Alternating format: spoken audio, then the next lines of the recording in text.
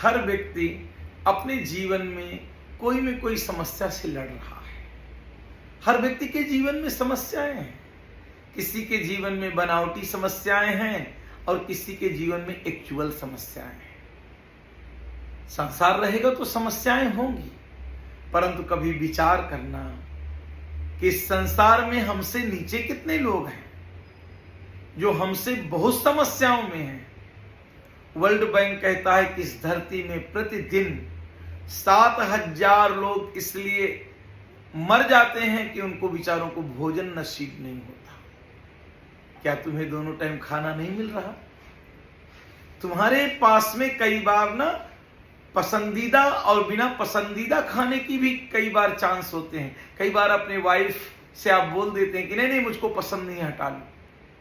Choice के भी chances परमात्मा ने दिया है। इस पूरे वर्ल्ड में बहुत लोगों के पास मकान नहीं है, खुले आसमान में पड़े हुए हैं। कभी ठंडियों के कारण मर जाते हैं, कभी गर्मियों के कारण मर जाते हैं, कभी बारिश के कारण मर जाते हैं, क्योंकि उनके पास कोई घर नहीं है। आपको अपना हो या किराए का, किसी में किसी घर में तो आप रह रहे हैं।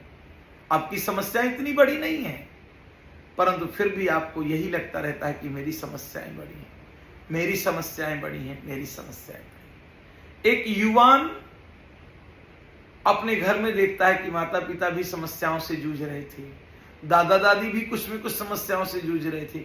उसका भी विवाह हुआ तो कभी बच्चों को लेकर समस्या, कभी पत्नी को लेकर के, कभी धन को लेकर के, कभी कपड़ों को लेकर के, नाना प्रकार की समस्याओं से वो भी जूझ रहा था। गांव के बाहर एक महात्मा रहते थे।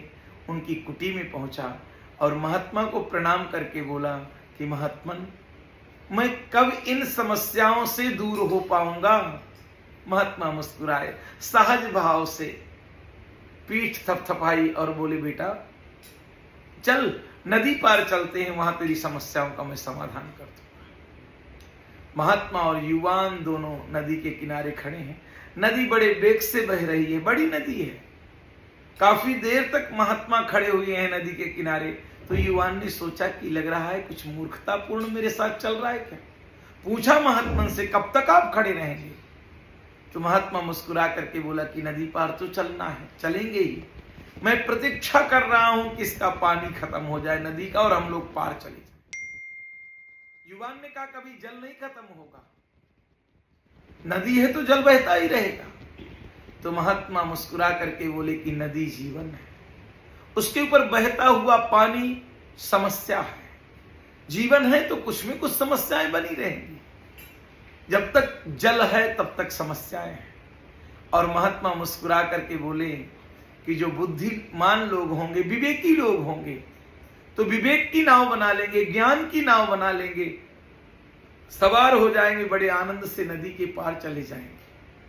उसी प्रकार जो समझदार लोग हैं, विवेकी लोग हैं, ज्ञानी लोग हैं, वो किसी भी समस्या को समस्या नहीं मानते। रामकृष्ण परमहंस जी को तो गले में भयंकर कैंसर हो गया था, पूरा गला यहां से फट गया था और पानी भी पिए तो यहां से निकल आता था। विवेकानंद जी बोले कि मां आपसे बातें करती है, काली माता के सामने आप मरे हुए लोगों के लिए प्रार्थना करते हैं, वो जीवांत हो जाते हैं। एक काम करो आप गुरुदेव कि मां से कल बोलना कि मेरा रोग ठीक कर दे। बड़े उत्साह, बड़े प्रेम के साथ में, आनंद के साथ में रामकृष्ण परमहंस जी ने जो कहा वो समझने जैसा है। उन्होंने कहा, विवेकानंद, जो पहले में आनंदित था आज भी उतना ही आनंदित हूं, और इस तुच्छ शरीर के लिए, नाश्वर शरीर के लिए मैं कैसे मां से कहूं कि ठीक कर दे? इस शरीर तो नाश्वर है। और विवेकानंद, जब तक इस शरीर को लेकर के इतना प्राधान्य देंगे, ये तो पुराना हो रहा है और मुझे तो अवसर मिला है कि कम से कम इसी रोग के कारण इस शरीर को छोड़ के एक नया शरीर में ग्रहण कर लूंगा। समझने जैसा है कि वहां कैंसर भी कोई समस्या नहीं है, कैंसर भी उत्साह है। आपका जीवन है, हर समस्या को आप अच्छी दृष्टि से देख करके बहुत पॉजिटिव रह सकते हैं आप, और हर चीज को आप बुरी दृष्टि से देख करके निगेटिव रह सकते हैं। आप ही दुख और सुख का निर्माण करेंगे। आपके लिए भी हर समस्या अवसर है, हर दुख आपके लिए सीख है।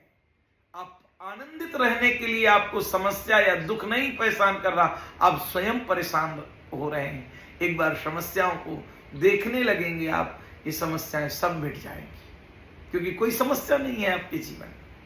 आप आनंदमय हैं, प्रेममय हैं। इन समस्याओं को तो नदी के पानी के जैसे देखो कि बहती रहेंगी, बहती रहेंगी, बहती रहेंगी, बहने दो इनको, और आप आनंद रूपी नाव बनाओ, सुख रूपी नाव बनाओ, विवेक रूपी नाव बनाओ। आनंद से नदियों में तैरो, नदियों का भी आनंद लो, समस्याओं का भी आनंद लो। जीवन में सुखी रहो, आनंदित रहो, प्रेम से रहो।